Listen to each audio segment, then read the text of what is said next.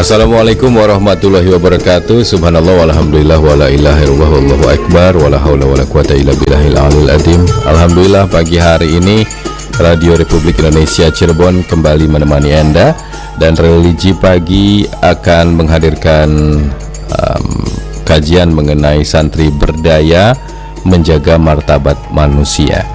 Kita akan hadirkan bersama guru kita Bapak Kiai Haji Aminuddin, pengasuh Pondok Pesantren Darul Quran Cikalahang Duku Puntang Kabupaten Cirebon. Kita akan sapa terlebih dahulu. Assalamualaikum Pak Kiai. Waalaikumsalam warahmatullahi wabarakatuh. Alhamdulillah sehat Pak Kiai ya. Alhamdulillah. Pendengar, kita akan dengarkan dulu tausiah yang akan disampaikan guru kita, dan selepas itu nomor yang bisa Anda gunakan adalah 0231486374 ya. 0231486374 atau di 081324951935 dalam bentuk WhatsApp. Kita akan dengarkan terlebih dahulu tausiahnya. Silakan Pak Kiai. Alhamdulillahirabbil. Assalamualaikum warahmatullahi wabarakatuh. Alhamdulillahirabbil alamin alladzi an'ama 'alaina bi ni'matil iman wal islam. Asyhadu an la ilaha illallah wa la syarika lah, wa asyhadu anna Muhammadan 'abduhu wa rasuluh. Allahumma shalli wa sallim ala sayyidina Muhammadin wa ala alihi wa ashabihi ajma'in, amma ba'du. Qala Allah ta'ala fi kitabihil karim, a'udzu billahi minasyaitonir rajim. Bismillahirrahmanirrahim. Laqad khalaqnal insana fi ahsani taqwim, tsumma radadnahu asfala safilin. Ilal ladzina amanu wa 'amilus shalihat falahum ajrun ghairu mamnun. Shadaqallahul 'azim wa shadaqa rasuluhun nabiyul karim wa nahnu 'ala dzalika minasyahidin. Para pendengar RRI Cirebon di mana saja, atau para pemirsa yang saat ini melihatnya lewat YouTube. Para pemirsa RRI Cirebon di mana saja berada, marilah kita sama-sama untuk selalu bersyukur kepada Allah atas segala nikmatnya, terutama nikmat iman dan Islam, nikmat sehat walafiat. Salawat dan salam semoga Allah sampaikan kepada beliau junjungan Nabi kita Nabi Muhammad sallallahu alaihi wasallam, kepada keluarganya, para sahabatnya, dan insya Allah kita semua termasuk di dalamnya. Amin ya rabbal alamin. Kajian kita pagi ini atau religi pagi hari ini, saya mengambil judul dari peringatan Hari Santri Nasional yang ke tahun 2022 ya, yaitu tentang berdaya menjaga martabat manusia. Ini judulnya sangat bagus sekali, bahwa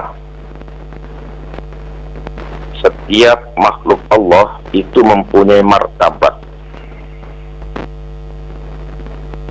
Seseorang bisa dimuliakan atau mendapat pujian ketika dia bisa menjaga martabatnya sebagai manusia. Sesuatu bisa dihargai kalau sesuatu itu bermartabat, berdaya guna. Misalnya,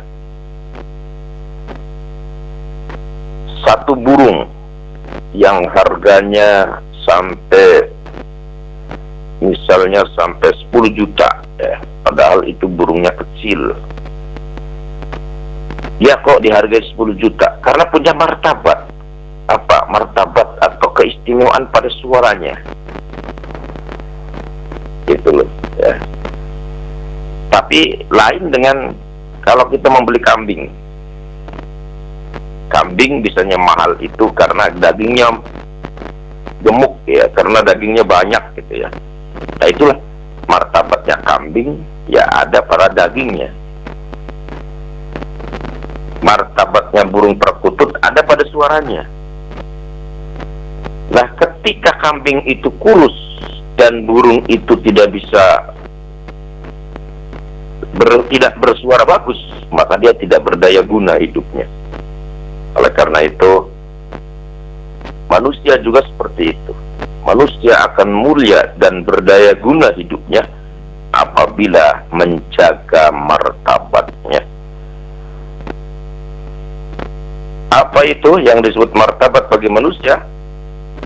Maka dikatakan di dalam surat At-Tin di dalam Al-Quran,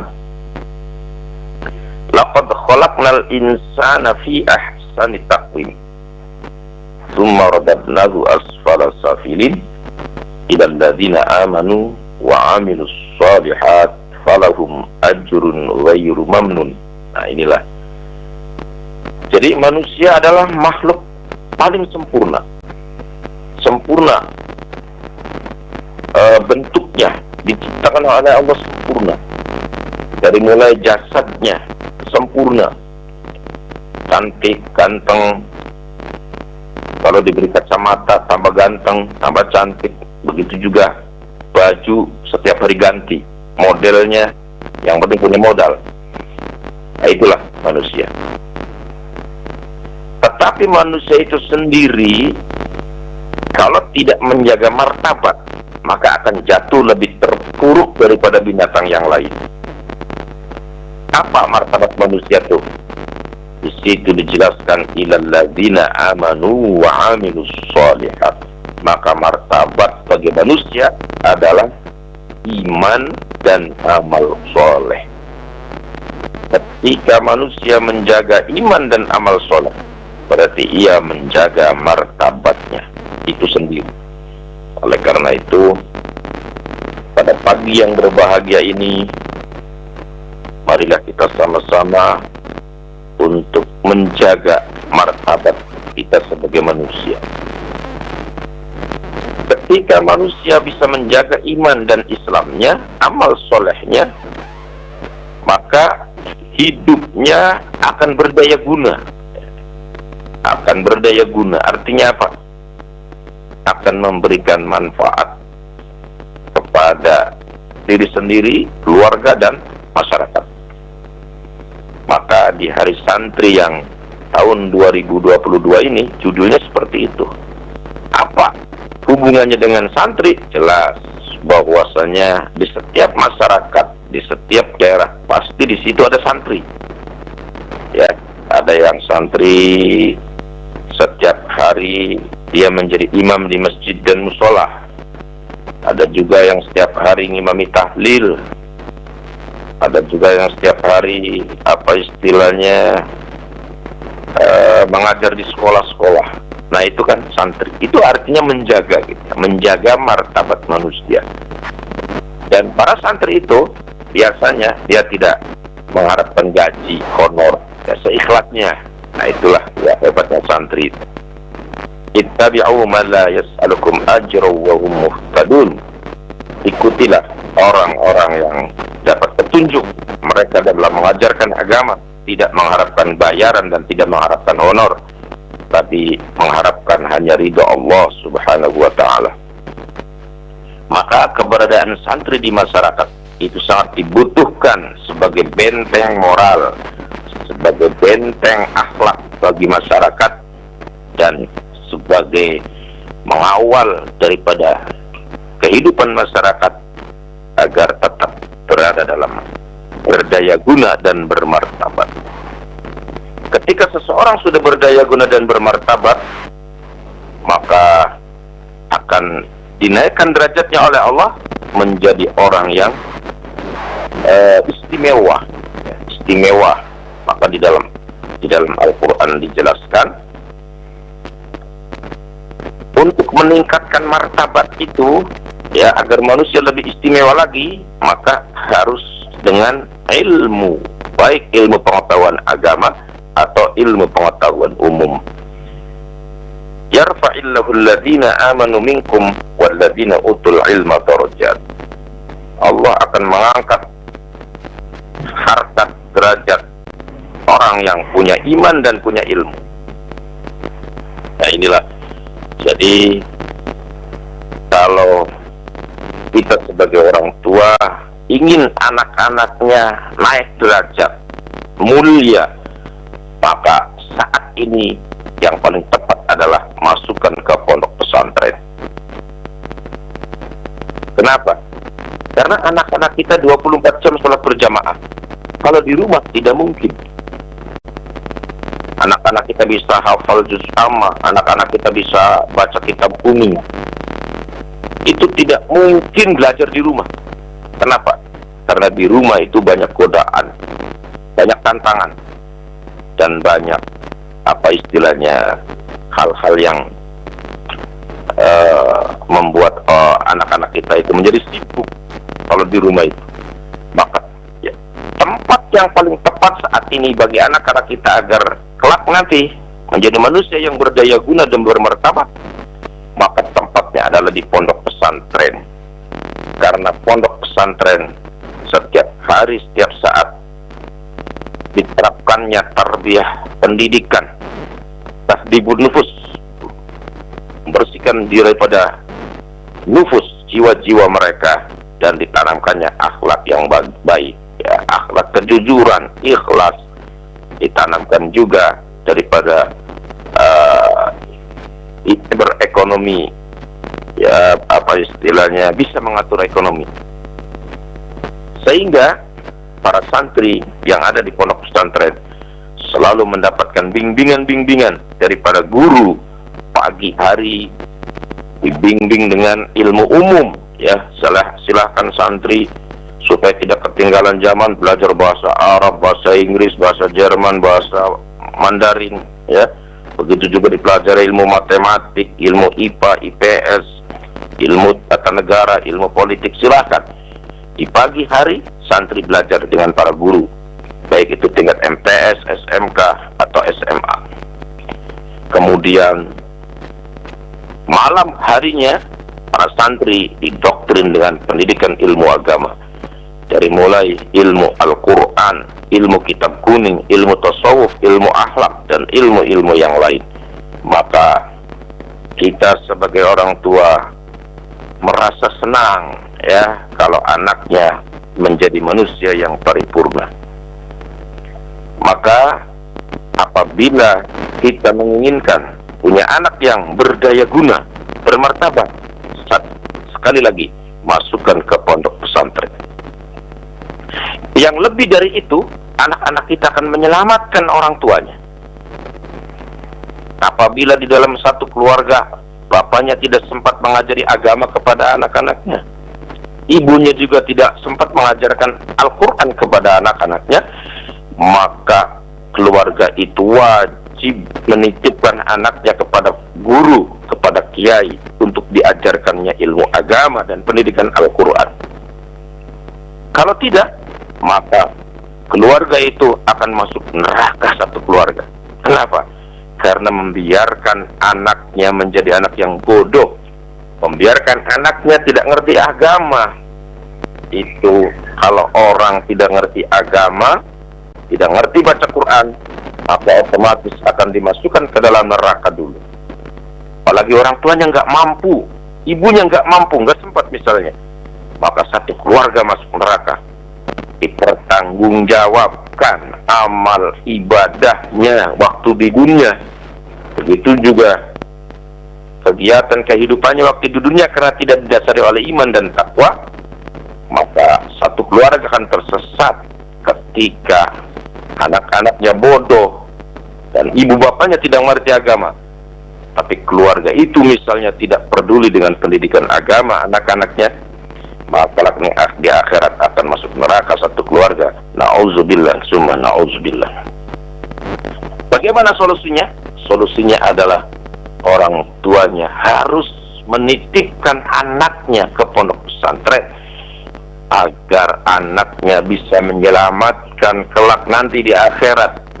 Ibu bapaknya bisa diangkat masuk surga ketika anak-anaknya bisa membaca Al-Quran, hafal surat Yasin, hafal surat Kahfi, hafal surat Tabarak, surat Waqiah. Maka orang tuanya akan terangkat, yang tadinya masuk neraka bisa dipindahkan ke dalam surga. Itulah yang paling terpenting dalam kehidupan ini, bagaimana caranya kita semua terselamatkan dari api neraka. Ku anfusakum wa ahlikum nar. Jagalah dirimu dan keluargamu dari api neraka. Salah satunya adalah masukkan anak-anak kita ke pesantren agar anak-anak kita faham Al-Quran, faham agama.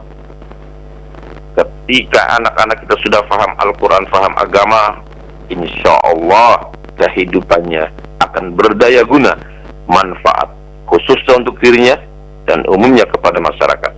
Oke, itu aja dulu, semoga ada manfaatnya. Baik, alhamdulillah sudah kita dengarkan tausiahnya pagi hari ini bersama guru kita. Dan bagi Anda pendengar yang ingin bergabung, kami buka kesempatan Anda, silakan di 0231 486374 ya, yang pagi hari ini ingin bergabung. Kami tunggu Anda di 0231 486374 selepas yang berikut ini. Sabar itu ilmu tingkat tinggi. Belajarnya setiap hari, latihannya setiap saat, ujiannya sering mendadak, dan sekolahnya seumur hidup. Sabar itu tiada bertepi, karena Allah menyediakan pahala tanpa batas bagi mereka yang meniti jalannya. Allah Subhanahu wa Ta'ala berfirman, "Katakanlah, hai hamba-hambaku yang beriman, bertakwalah kepada Tuhanmu. Orang-orang yang berbuat baik di dunia ini memperoleh kebaikan, dan bumi Allah itu adalah luas.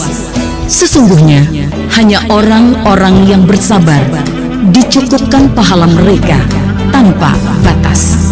Quran Surat Az-Zumar ayat 10. Baik, sudah ada yang ingin bergabung, kita akan buka. Assalamualaikum.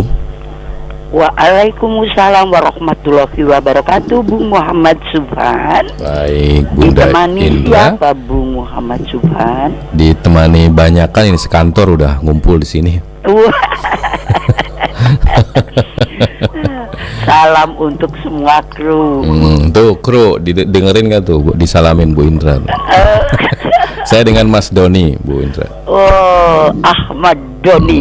Yeah. Assalamualaikum Bung Ahmad Doni. Ya. Assalamualaikum Bapak Kiai Haji Aminuddin.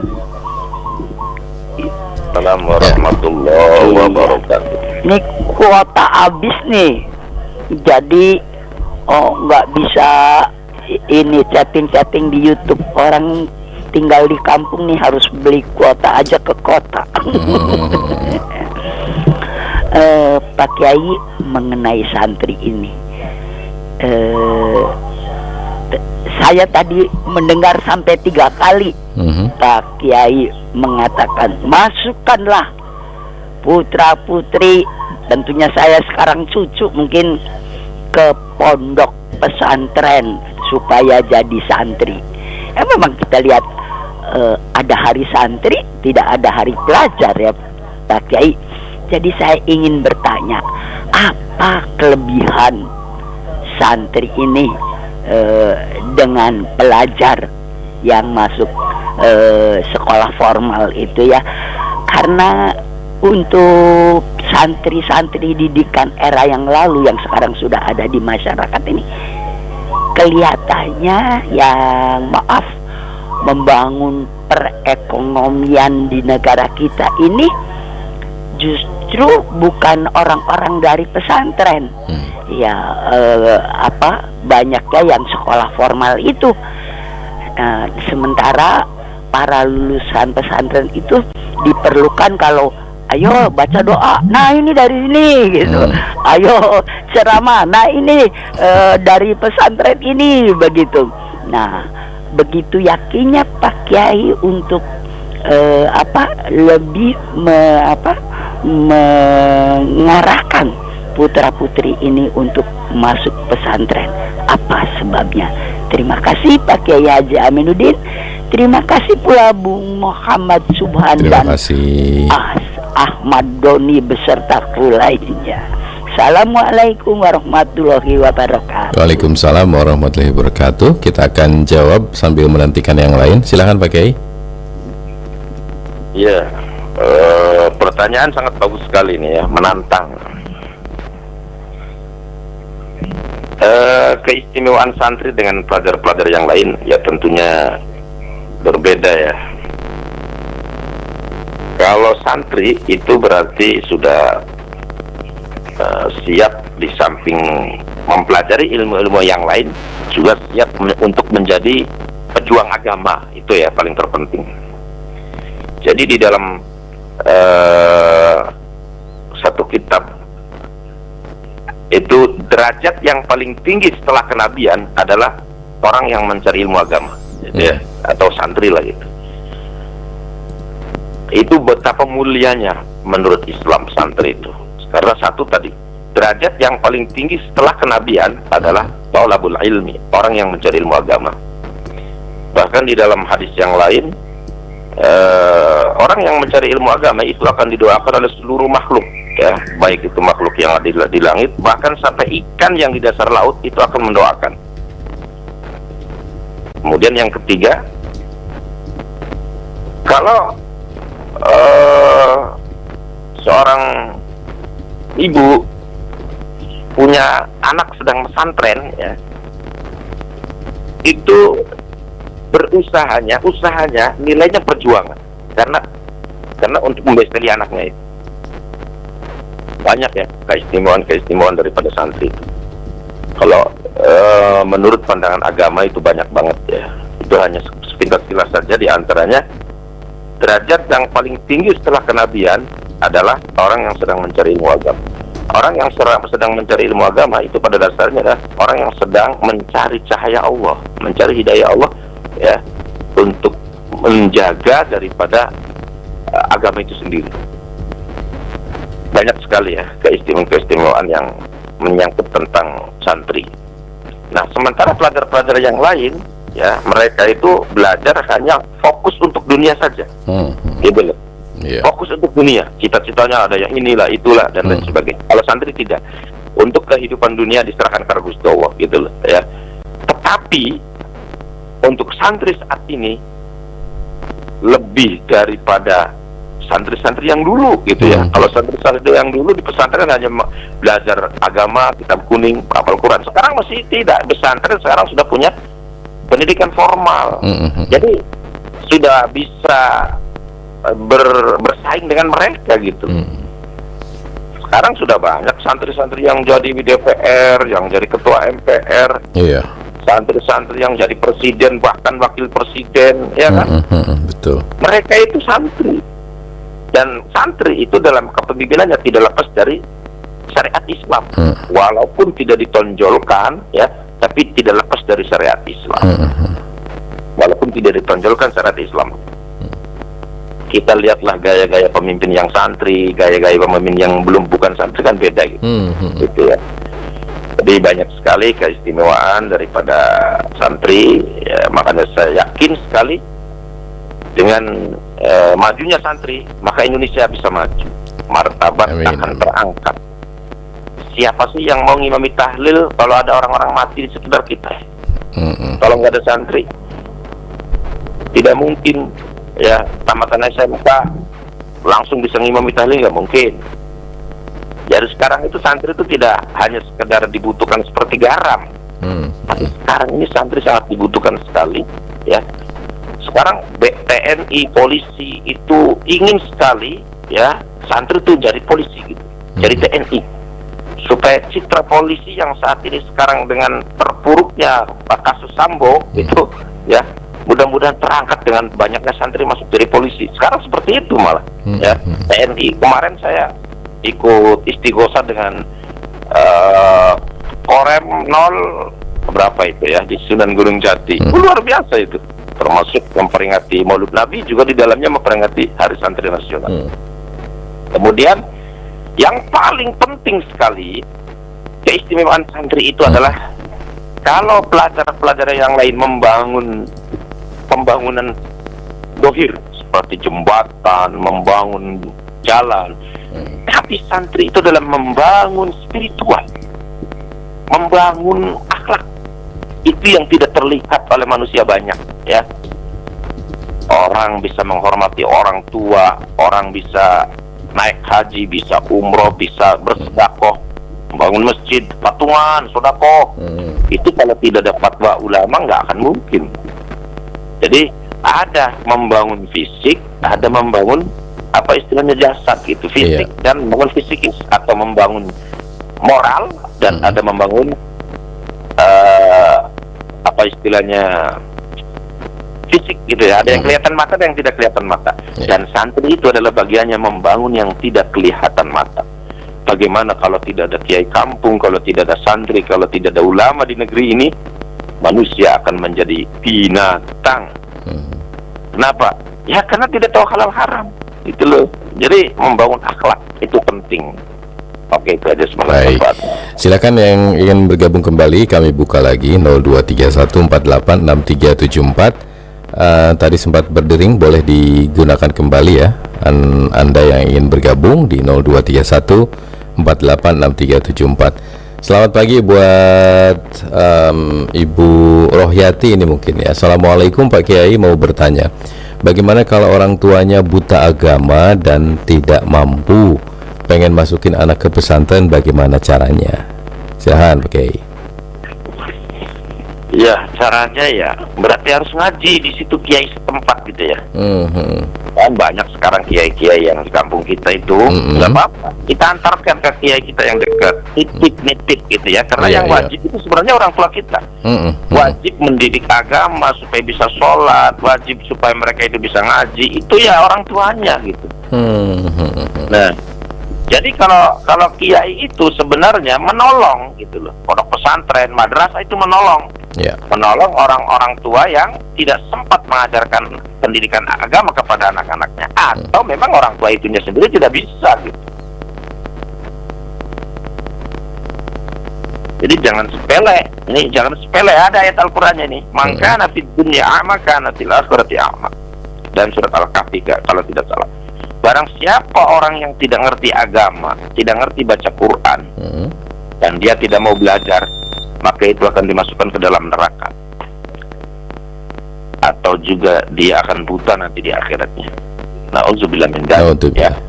Maka kalau tidak punya biaya, ya cukup di rumah. Ya kita harus panggil ustadz ke rumah, kirim privat, atau juga cari kiai sekitar situ. Tapi sekarang sih pesantren itu alhamdulillah sih banyak yang pesantren gratis.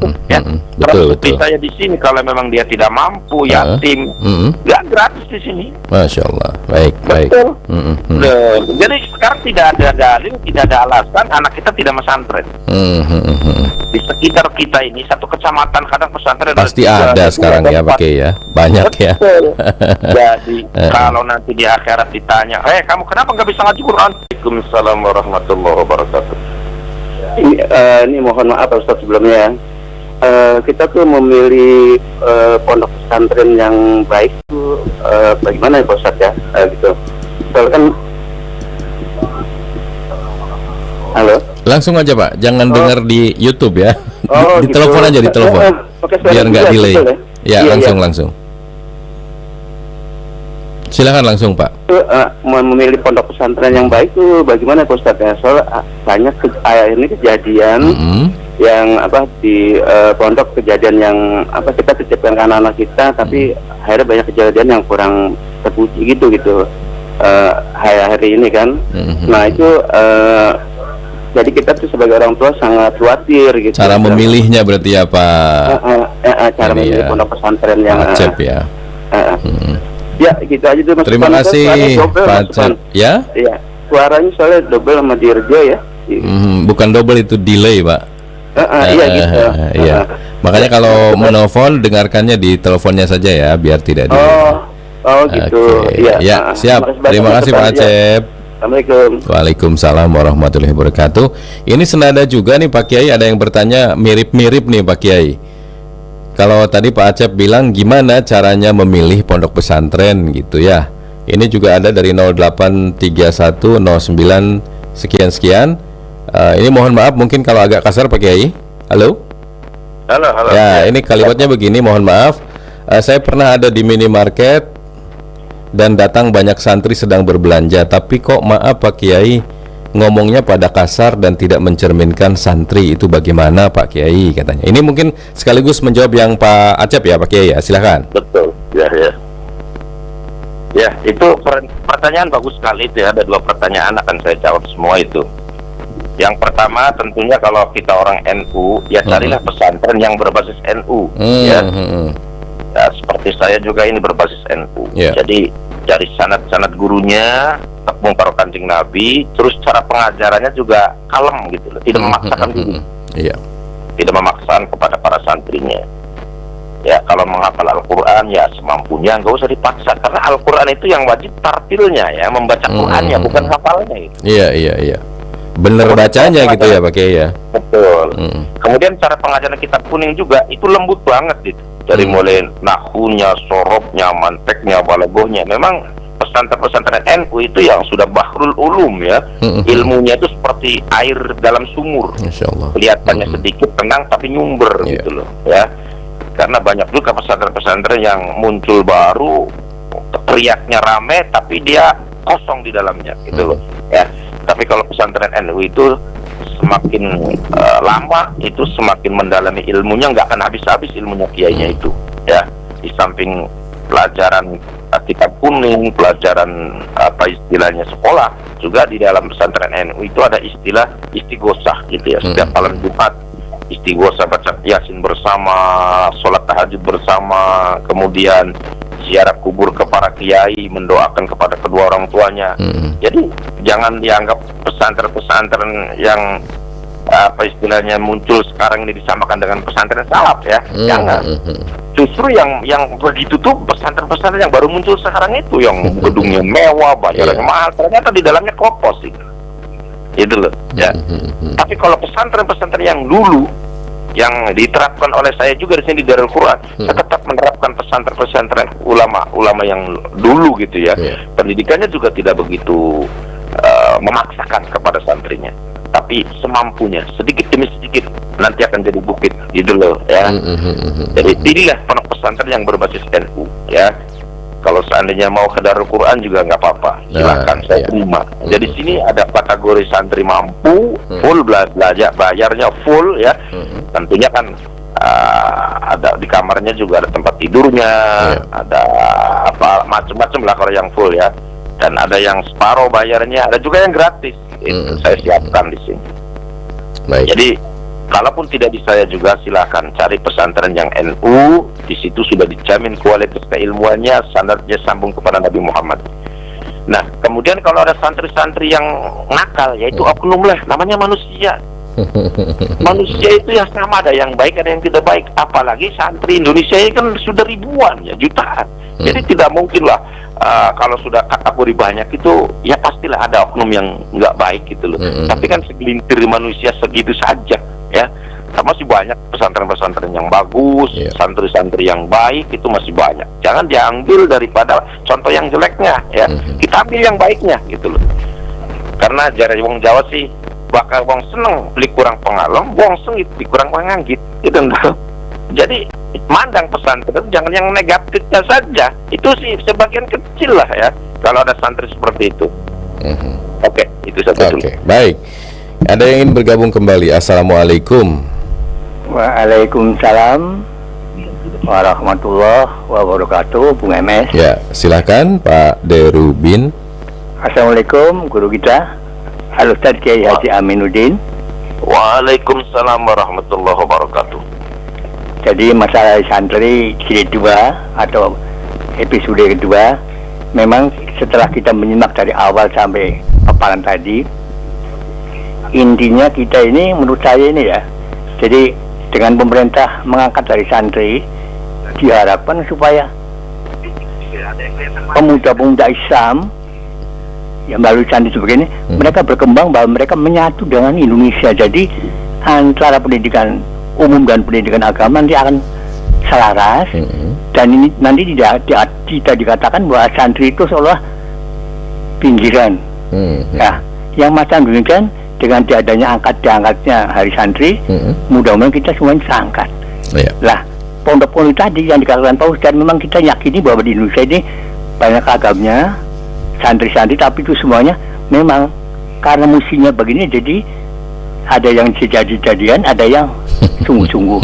Yang sungguh-sungguh mungkin mereka yang melalui organisasi yang jelas, yang jalurnya dari pusat sampai daerah ada kontrolnya. Yeah. Umpamanya dari Nahdlatul Ulama, dari pusat ke daerah ada Muhammadiyah, dari pusat ke daerah ada, dan juga Al-Wasliyah, Al-Irsyad dan sebagainya, yang inti strukturnya ada, jadi terkontrol dan di bawah asuhan Departemen Pendidikan Agama. Lah, mudah-mudahan dengan adanya Hari Santri ini kita harapkan demikian. Dan tadi Ustadz mengatakan dimanapun belajar dianjurkan, memanglah supaya anak kita ini yang Islam setelah menjadi tentara juga kembali ke Islam, yang mereka jadi presiden kembali ke presiden, bukan setelah dari santri dari polisi lalu murtad. Lah, ini yang tidak kita harapkan. Lah, yang akan saya tanyakan begini Ustaz, tadi Ustaz juga sudah menjelaskan, kita yang sedikit hanya di sekolah-sekolah sepi yang tidak ada madrasahnya, sedang orang-orang itu rendah. Sedang pendidikan di sekolah hanya seminggu 2 kali. Bagaimana jalan keluarnya? Sedang guru agama atau guru pengajian tidak ada di daerah itu. Ini bagaimana jalan keluarnya? Mereka termasuk orang yang kurang mampu.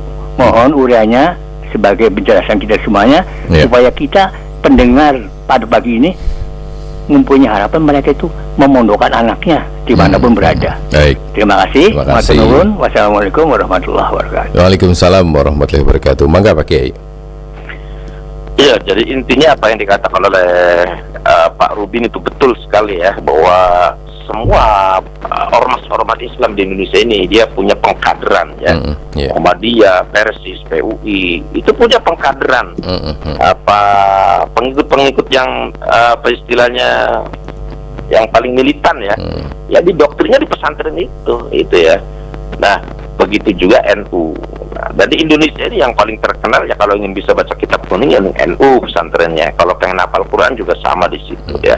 Tetapi pas masyarakat juga harus menilai gitu ya. Sekarang banyak pesantren yang bermunculan yang bangunannya hebat, mewah, bahkan bayarnya mahal, menjanjikan hafal Quran. Pas begitu selesai 5 tahun dites di pesantren saja, baru hafal makhluknya saja pada salah. Jadi kadang kita itu, masyarakat itu kadang tertipu ya, tertipu dengan yang baru gitu loh. Maka saya harapkan siapapun yang ingin pesantren anaknya, cari pesantren yang sudah tua gitu loh. Atau pesantren yang beraliran berbasis NU. Udah itu aja kalau saya orang NU sih. Iya, karena ada di pesantren saya juga, saya suruh ngajar bahasa Arab. Begitu suruh ngajar kitab kuning nggak bisa, hanya bisanya bahasa Arab, bahasa Inggris saja. Loh, kalau hanya sekedar bahasa Arab, bahasa Inggris, ya mungkin saja dia ngarap, pulang bisa bahasa Arab, kan? Ya kalau pengen bahasa Inggris tinggal kursus saja 1 bulan juga bisa. Tapi justru yang paling susah itu ya pelajaran kitab kuning itu di pesantren itu. Artinya kalau ada pesantren tidak diajarkan kitab kuning, itu pembohongan publik gitu. Pembodohan masyarakat. Karena apa? Karena tanpa belajar ilmu nahwu tidak akan bisa memahami isinya Al-Quran. Bahkan di dalam satu kitab diterangkan dalam kitab Amrit itu, wa nahwu aula awalan ayyulama idil kalamu dunahu la yafhama. Pelajaran ilmu nahwu itu wajib diajarkan di pondok pesantren, bahkan para santri wajib mengaji nahwu sorof kalau ingin mempelajari atau mendalami ilmu agama. Karena tanpa nahwu sorof tidak akan bisa memahami isinya Al-Quran dan Al-Hadis. Kalau hanya sekedar memahami dari terjemah, dari kalender, dari majalah, ya itu sih nggak usah pesantren lagi juga bisa. Tapi kualitas ilmunya kan hanya segitu-gitunya. Kadang bisa menyesatkan ya kalau tidak tahu sumber aslinya. Dari mana ini hadis ini? Dari Bukhari Muslim kah? Bagaimana asbabul wurudnya? Kemudian bagaimana sejarahnya hadis ini turun? Bagaimana sejarahnya ayat ini turun? Nahwu sorofnya seperti apa?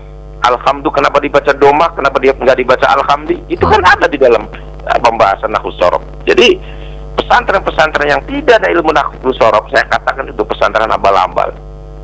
Jangan padu pesantrenkan anak aja. Kita lihat dulu pesantren ini apa pelajarannya di dalamnya. Ada nggak nahwu sorofnya gitu loh. Ada nggak ilmu tasawufnya.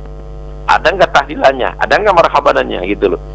Jangan sampai kadang anak kita suruh pesantren di situ dangkal, malah beroli marhabanan, beroli tahlil, beroli kunut, jadi mempreteli faham-faham agama yang sudah ditanamkan oleh kiai-kiai dulu. Itu lebih bahaya lagi, itu bisa menjadikan anak itu jadi ekstrim, ya.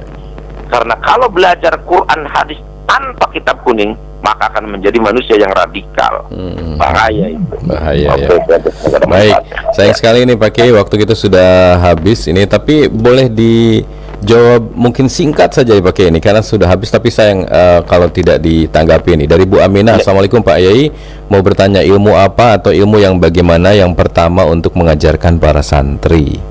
Silahkan Pak Kiai.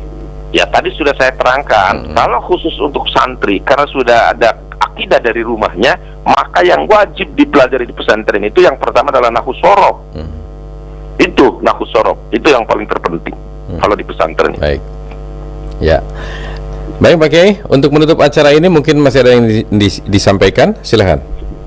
Iya, jadi dengan adanya Hari Santri ini, mudah-mudahan yang penting kita sebagai umat Islam, pertama ya mencintai pesantren, ya, mencintai santri, karena masih banyak orang-orang yang membenci pada santri. Wah, di santri malas, paling tukang turu baik gitu kan.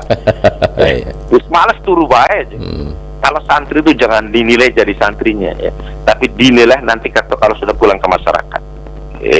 Kalau santri dinilai waktu jadi santrinya, ya anaknya bocah, ya anak yang bener, anak yang beli bener kan gitu. Betul. Lagi proses gitu, proses. Tapi ketika sudah pulang ke rumah, insya Allah akan bermanfaat di dunia wal akhirah. Oke, saja semoga ada manfaatnya. Assalamualaikum warahmatullahi wabarakatuh. Waalaikumsalam warahmatullahi wabarakatuh. Terima kasih Pak Kiai dan juga pendengar yang sudah bergabung. Insya Allah bersama Pak Kiai Haji Aminuddin akan hadir setiap hari Senin pagi. Kita segera akhiri religi pagi hari ini. Assalamualaikum warahmatullahi wabarakatuh.